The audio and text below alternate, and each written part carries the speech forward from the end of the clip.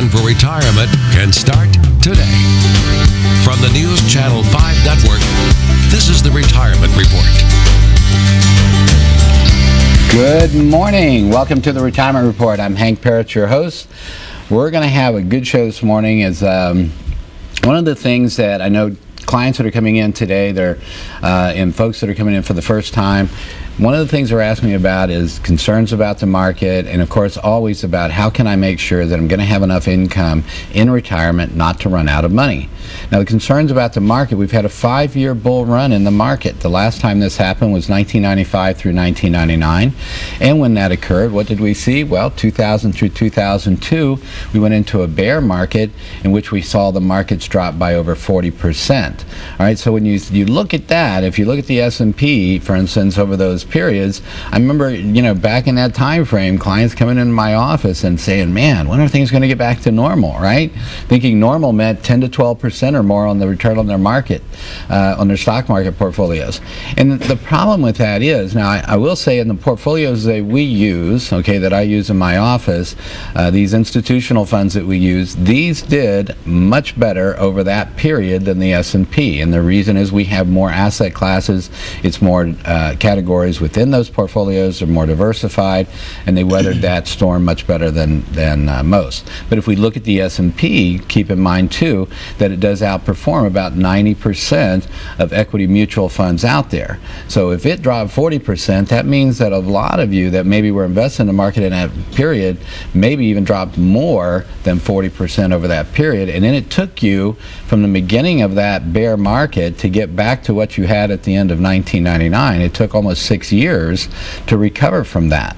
Now, as you need to get into retirement, that's a significant problem. If you're needing to take income from that portfolio, that recovery period is actually going to be stretched out even longer. It could be 10 years, 12 years. Maybe you'll never recover, depending on how much money you're having to take.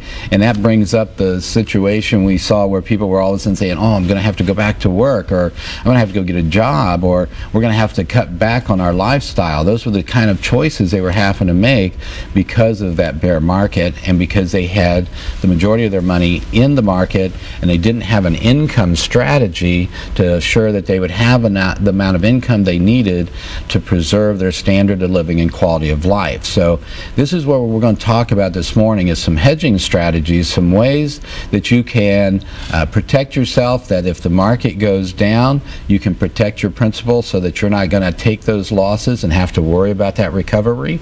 We're going to talk about strategies that will allow you to still, in doing so, still benefit if the market goes up, so that you'll still be able to capture returns that'll help you stay ahead of inflation. We know how important that is, right? You got to protect that purchasing power of those dollars. And in addition, and this one's maybe one of the most important, we're going to show you how to lock in income that would be guaranteed for your lifetime.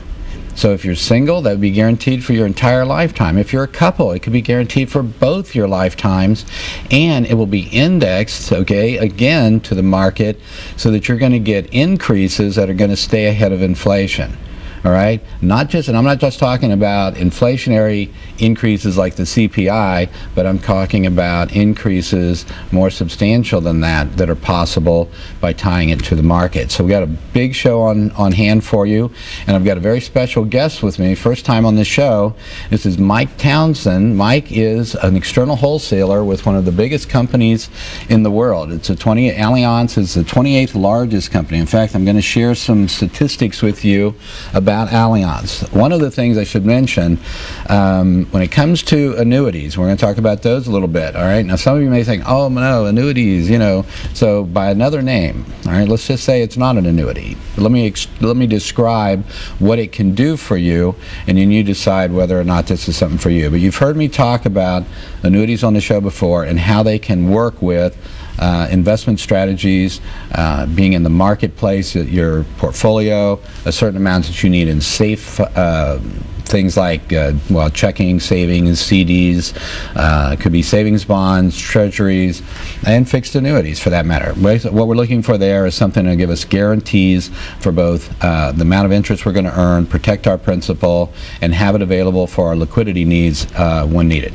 The second part is the market to stay ahead of inflation, help protect our purchasing power, because those safe things don't do that. And then we're going to talk about the middle ground of fixed index annuities. But let me start again with Allianz. Allianz, first off, was founded in Germany in 1890, so they've been around a very long time.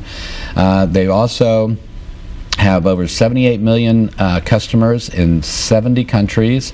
They are the number 2 money manager in the world, and the only one ahead of them is BlackRock. And BlackRock, as many of you may know, is the one that manages the federal employees and military. So that may be one of the reasons why they have a little bigger presence. But they're number 2, and so they're second largest money manager, 28th largest company of all companies in the world.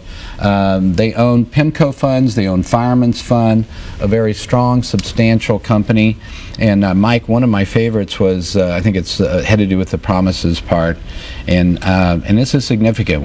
Whether we're insuring our homes, our cars, life insurance to protect our family, disability if we become disabled, or in this situation, income insurance, as I like to think of it, basically to make sure we don't run out of money, you got to make sure the company's going to be around. Absolutely, and first and foremost, thanks for having me, Hank. Pleasure to be here. I do really think that holds true. Is we want to be true to our promises so you can be true to yours. At the end of the day, insurance and these things that we're backing are really a promise to pay you if something happens, just like your everyday life, right? So. Exactly, and this is one of the things when it comes to promises. We do planning in my office, and when I'm sitting down with a family and we're going over with that couple the first time how to protect themselves, how to protect their family, it is about promises. It's about the promises that you're going to make, maybe to help with your grandchildren's education, or that you want to help take care of your spouse. From the simplest of promises, and the promises we make to ourselves for that matter, that we want to have that enjoy our life. We've worked all our lifetime, and now that we're looking at retirement or maybe having more time on our hands to be able to do the things we want, well, that's a promise. We want to make sure, just like if you're going to write a check to that home insurance company each year to pay for your home insurance, that if you're one of those unfortunate people that the house catches fire, you want to make sure that company's there to write the check. And this is with Allianz, it's the same thing. If you're going to put money in there and you want them to guarantee that you're going to have income you'll never outlive, and you want to make sure they're going to be around as long as you live, right? And at least that. So this is one of the things about Allianz that I like, and is probably besides being one of the strongest companies, Allianz has also come out with some of the most innovative strategies. So we're going to start around with some basics here. I'm going to break down, and I've talked about annuities on the show. You can get them in Chapter 4 of my book, 7 Steps to Financial Freedom in Retirement. I'll talk about the different types of annuities, so I don't want to spend too much time on that, but I do want to hit the basics of it on what an annuity is.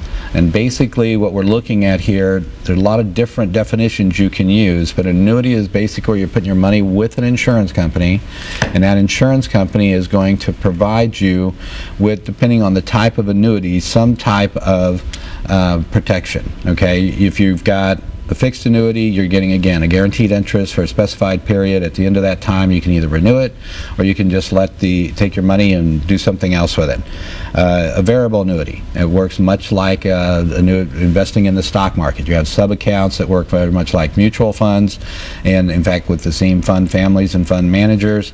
The problem with that is that you don't have those guarantees, and there's a potential for losing money when the market goes down, and because there are higher costs, I don't normally recommend variable annuities. Occasionally there's some niches with some special riders and stuff that could make those attractive in very limited situations. Then we have fixed index annuities. I've talked about the 3 worlds of investing on the show before. With fixed index annuities, we're getting all these guarantees. We protect our principal, we protect some amount of growth, plus we have a link to the market which can give us enhance credits, enhance earnings on our money, and through that, historically, and I'm going to share some reports with you when we come back from the break here regarding the proof of this, how these have performed and stayed ahead of inflation. But we're also going to talk about the good and the bad of annuities, because not all annuities are going to serve you well, and then I would say, in fact, the majority of them you may want to avoid. And we're going to show you which ones that you're going to want to look to, though, which ones that are the best, the cream of the crop. We're going to get into that as soon as we return here on the Retirement Report.